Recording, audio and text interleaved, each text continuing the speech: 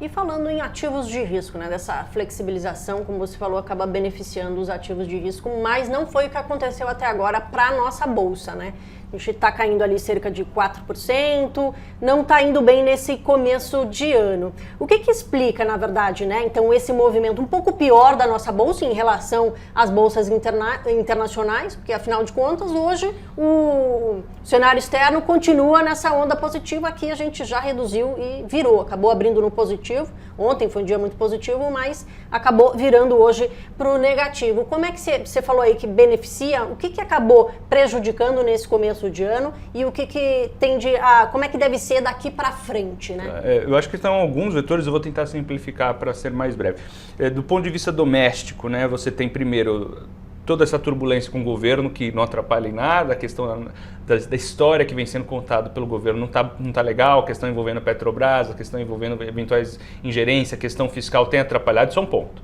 Segundo ponto é a falta de dinheiro novo, tanto para institucionais como para varejo, e daí você tem a seca por conta dos juros altos que está caindo, isso naturalmente ao longo do tempo vai mudar um pouco a trajetória, porque você vai voltar a ter captação. Secou a sangria de resgates parcialmente, não completamente, mas parcialmente deu uma secada, mas ainda existem resgates na indústria. A partir do momento que você cai a taxa de juros em um patamar que as pessoas voltam a investir nesses fundos, esses fundos deixam de ser vendedores líquidos, né, para honrar resgate, e passam a ser compradores líquidos para alocar o dinheiro investido, daí muda um pouco a trajetória e a própria questão dos isentos, que a gente vem muito conversando aqui, que era uma dinâmica um pouco perversa para ativos de risco, porque os isentos, da maneira que estava sendo colocados, sugavam tudo. Mudou um pouco, modernizou-se o entendimento do Conselho Monetário Nacional. Isso deveria mudar um pouco a dinâmica, ao passo que os títulos que foram emitidos ao longo dos últimos anos, eles são rolados, né? Então isso é um ponto do ponto de vista doméstico. Do ponto de vista internacional, a gente tem várias incertezas, né? Nem vou citar geopolítica aqui, mas é a questão da saída do recurso gringo daqui por conta desse espigão de juros nos Estados Unidos, né? A gente vem de 3,8 de juros de 10 anos nos Estados Unidos para 4,3.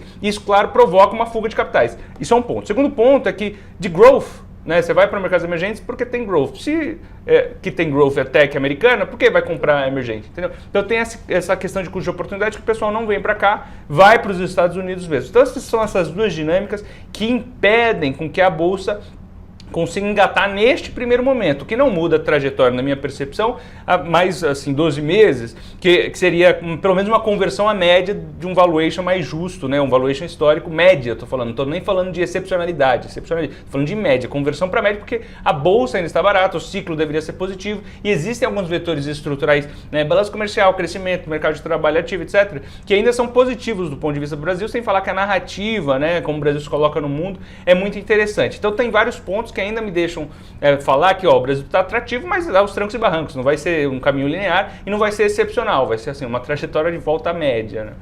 E o real e a curva de juros, como é que ficam nesse cenário? Veja, hoje a gente tem, por conta dessa fuga de capital, uma fraqueza do real, né? Você tem um real mais fragilizado. Isso não significa que estruturalmente ele será assim, né? Pelo contrário, com a queda de juros nos Estados Unidos e com essa tendência estrutural de ganhos na balança comercial, a gente deveria estar mais próximo de 4,70 do que desses R$5 que a gente está agora, ou levemente abaixo disso. Agora, no curto prazo vai ter essa pressão mesmo, até que a gente tenha maior definição, delinee melhor para onde a gente está caminhando. Em termos de juros, acho que até a Laís pode falar melhor do que eu em termos de Selic terminal, etc. Eu acho que a trajetória vai continuar caindo para pelo menos 9%, por mais gradual que seja.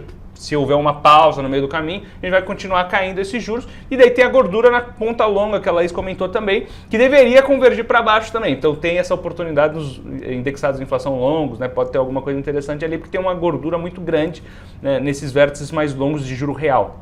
De juro real de 5,8, 5,96%, né? É uma coisa impressionante. Então, assim, é um pouco desse diálogo que a gente tem observado, assim. Tem até vetores técnicos e alguns mais pontuais que eu entendo que possam ser debelados ao longo do tempo, caso o cenário base se confirme, né? E lembrando, não será um caminho linear, né? Haverá volatilidade no meio do percurso. Com certeza.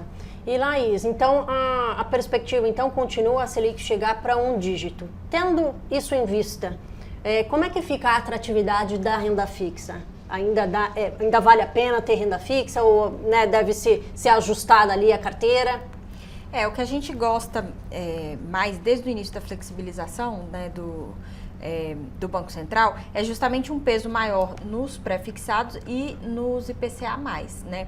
Isso porque quando você tem queda de juros, esses tipos de ativos, eles tendem a se valorizar mais e, em compensação, o pós-fixado naturalmente vai refletir essa queda de juros. Então, é mais um ajuste tático do que um ajuste estrutural na nossa perspectiva, né? Primeiro porque no Brasil você tem juros muito altos, é muito importante você estar exposto à renda fixa, você tem um quê de diversificação também que faz muito sentido quando você coloca no portfólio. Então, a gente não acha que não ter renda fixa porque você está caindo juros faz sentido em algum momento. Ainda mais porque, querendo ou não, 9%, 10%, enfim, ainda é bastante juros, né? Para um nível de volatilidade extremamente baixo. Então, esse risco-retorno é muito bom. Então, assim, nesse momento, a gente gosta mais desse juro longo real do que dos outros. Então, a gente tem direcionado os nossos assinantes justamente para essa alocação com uma duration maior e para esses títulos IPCA+. Por quê? Porque a gente está vendo nas NTNBs um juro próximo a 6%, que a gente falava quando a gente estava discutindo questões de impeachment, questões de problemas fiscais muito fortes, que não é o que a gente está vendo em pauta hoje. Então, na nossa percepção, você tem mais gordura nesses ativos hoje e o investidor, pessoa física, deveria aproveitar mais isso taticamente, ou seja, ter um peso maior nisso, do que nos pós-fixados hoje.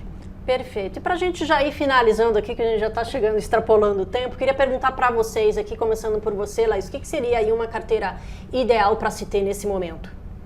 Então, a gente gosta bastante desses IPCAs longos, de duas formas, né? A gente gosta de se expor a esses títulos.